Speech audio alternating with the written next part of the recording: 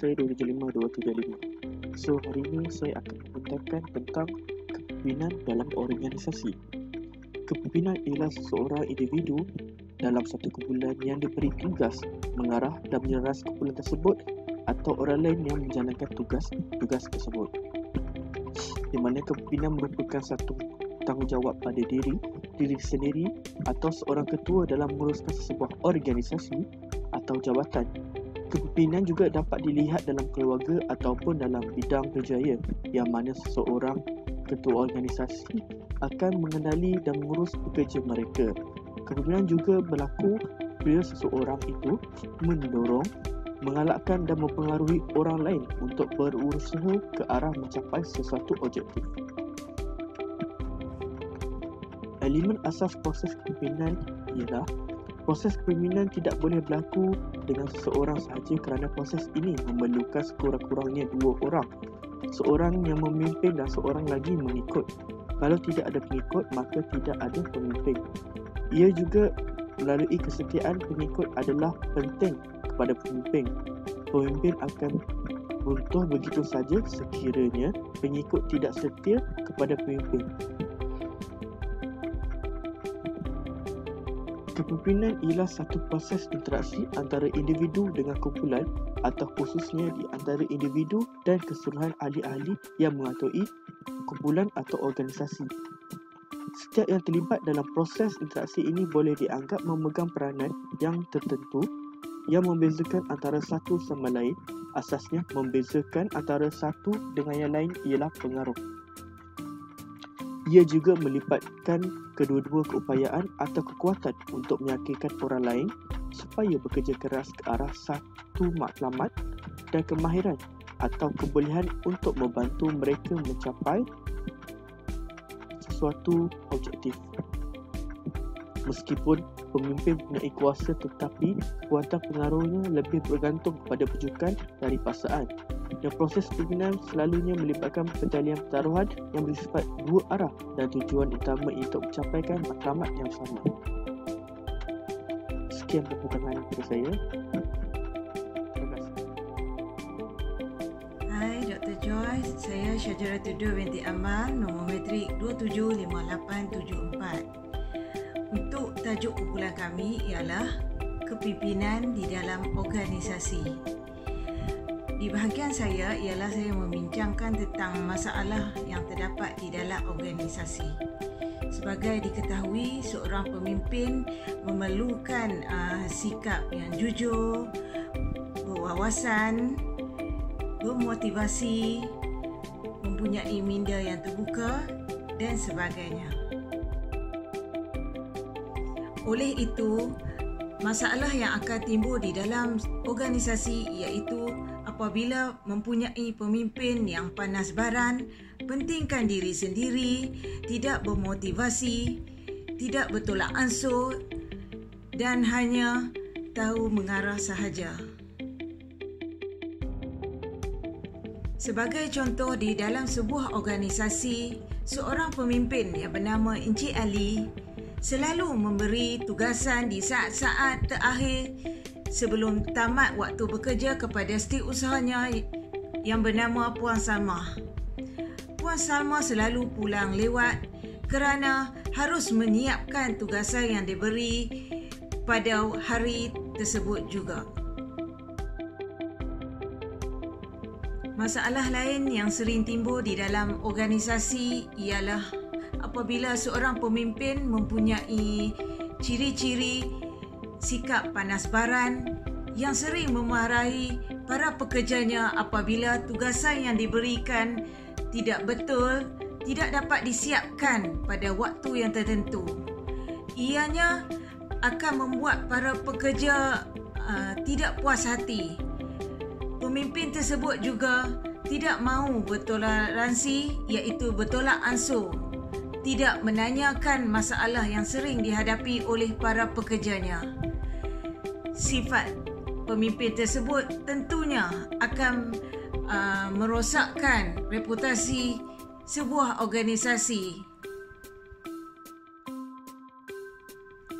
Ciri-ciri seorang pemimpin sebagai Encik Ali iaitu mempunyai sikap tidak bertolak ansur dan hanya pentingkan diri sendiri akan menimbulkan masalah di dalam organisasi tersebut, dan ini tentunya akan menimbulkan ketidakpuasan hati para pekerjanya. Terdapat beberapa faktor yang mempengaruhi masalah yang sering terjadi di dalam organisasi, iaitu faktor pemimpin tidak mempunyai ilmu pengetahuan sebagai seorang pemimpin dan pengurusan. Kepimpinan yang lemah menyebabkan kurangnya kemahiran pemimpin tersebut mentadbir dan memimpin organisasi dengan lebih berkesan. Keadaan ini ditambah lagi dengan sikap yang sering mementingkan diri sendiri, tidak mengambil berat hal ehwal para pekerja bawahan dan kurang bersosial dengan para pekerja. Faktor yang lain iaitu pemimpin kurang penyeliaan, tiada memantau, lambat dalam membuat tindakan dan tidak mempunyai sifat keterbukaan dalam menerima segala maklum balas daripada pekerja bawahan. Oleh itu, ilmu pengetahuan berhubung dengan pengurusan organisasi dan pengurusan sumber manusia perlu ada dan sentiasa dipertingkatkan oleh seorang pemimpin. Sebagai contoh, seorang pemimpin boleh mengikuti kelas pengurusan kepimpinan serta motivasi yang diadakan oleh sektor swasta ataupun sektor korporat yang sering diadakan untuk meningkatkan keupayaan ilmu pengetahuan mereka di dalam kepimpinan organisasi. Selamat petang Dr. Joyce, nama saya Farina binti Ahmad Kamal, nombor meja saya 275003. Okey, saya akan menerangkan komunikasi organisasi dan bentuk kepimpinan. Gaya dan bentuk merupakan salah satu cara pemimpin itu dalam mengatur ataupun menentukan arah organisasi itu dalam mencapai objektif ataupun matlamat. Okey, jadi pemimpin memiliki kelebihan ataupun dijadikan sebagai medium dalam mempengaruhi pekerjanya. Terdapat 3 jenis kepimpinan yang sentiasa berlaku terhadap organisasi. 1, kepimpinan autokratik. Kepimpinan macam ni, Dr. Joyce, dia mementingkan pelaksanaan tugas. Jadi pemimpin macam ni, dia akan memastikan semua pekerja bawahannya melaksanakan penugasan yang telah diberikan. Okey, kepimpinan yang kedua itu kategori kepimpinan demokratik. Okey, yang ini adalah jenis kategori pemimpin yang menunjuk, yang sentiasa memberi galakan kepada pekerjanya dan memastikan semua pekerja terlibat dalam setiap aktiviti di dalam organisasi, dan dalam masa yang sama pemimpin macam ini, kategori ini memberi peluang kepada pekerja bawahan untuk menyuarakan pendapat, yang mana ini adalah salah satu sikap kepimpinan yang sangat positif. Yang ketiga, kepimpinan laissez-faire, iaitu atau arti kata lain kepimpinan yang kebebasan. Kepimpinan yang pemimpin kategori ini, Dr. Joyce, tidak menunjukkan minat terhadap organisasinya, malah membiarkan pekerja bawahannya menentukan keputusan ataupun membuat keputusan untuk organisasinya sendiri. Okey, seterusnya Dr. Joyce saya akan menerangkan cadangan dan idea permasalahan, serta saya akan menerangkan cara mengatasi permasalahan yang wujud di dalam organisasi. Okey, 1, budaya kerja silo. Okey, budaya kerja silo ni adalah arti kata lain yang saya boleh katakan adalah sikap tidak bertanggungjawab ataupun tidak ada sikap bertoleransi antara satu sama lain. Saya ambil contoh seperti situasi di mana Aminah bekerja di bahagian cawangan ataupun bahagian kewangan, pada waktu yang sama terdapat permasalahan berlaku di bahagian sumber manusia.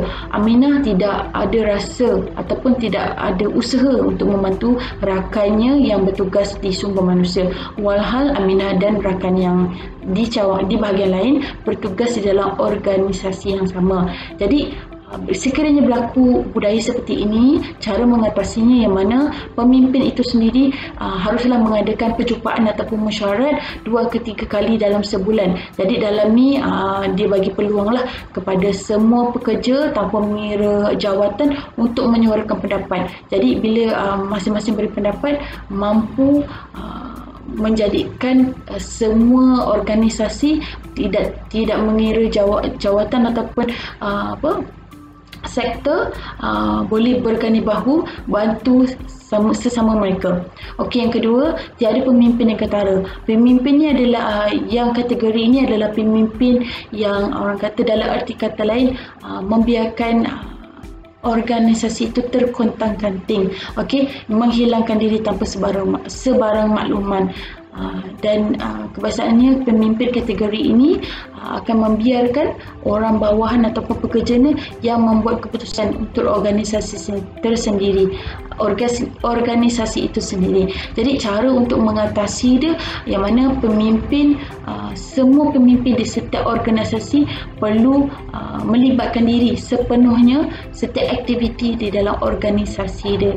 Jadi dalam masa yang sama pemimpin perlulah menyokong, menjadi orang kata tulang belakang kepada organisasi itu, dan bukan membiarkan pekerja bawahan pula yang menentukan keputusan.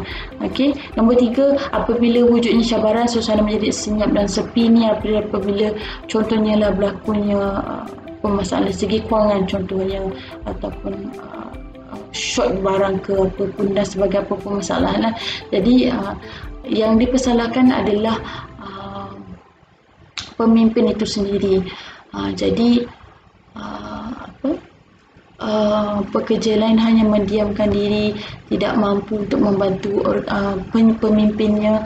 Jadi cara untuk mengatasi dia, pemimpin buatlah perjumpaan, jadi berkongsi pendapat, bagi peluang kepada pekerja untuk menyuarakan pendapat dan idea-idea supaya organisasi itu dapat kata berkembang dengan pesat bersama-sama seiring dengan matlamat dan objektif organisasi itu tersendiri. Okay, nombor 4, tiada penghargaan diberikan kepada pekerja. Ini memang akan beri kesan negatif lah, bukan sahaja pada individu dan masa yang sama akan beri kesan negatif kepada organisasi itu sendiri. Jadi yang mana pemimpin tak ambil tahu, membiarkan saja pekerja dia. Cara mengatasi very simple lah. Buat sesuatu benda yang pekerja ni boleh rasa mereka dihargai.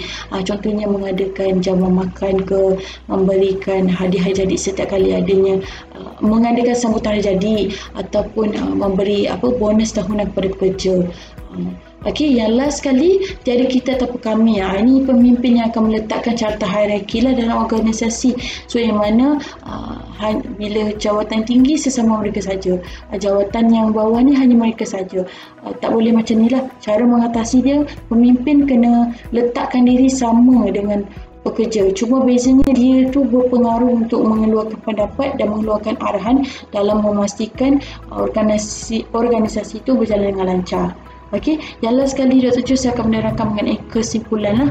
Okey, kesimpulan. Pemimpin adalah ada satulah yang pemimpin adalah seorang ataupun individu yang memiliki jawatan yang besar ataupun orang kata peneraju utama dalam organisasi itu. Jadi dia juga bertanggungjawab dalam mewujudkan sifat-sifat ataupun sikap yang positif dalam memastikan pekerja-pekerjanya menjadi individu ataupun pekerja yang pasif ataupun tidak pasif. Okey, sesebuah organisasi yang berjaya itu akan ditentukan oleh cara kepimpinan pemimpin itu sendiri, dan sekiranya pemimpin itu mempunyai sikap-sikap yang positif, dia mampu menjadikan organisasinya menjadi mempunyai pekerja yang produktif dan juga efisien. Sekian penerangan saya, Dr. Joyce.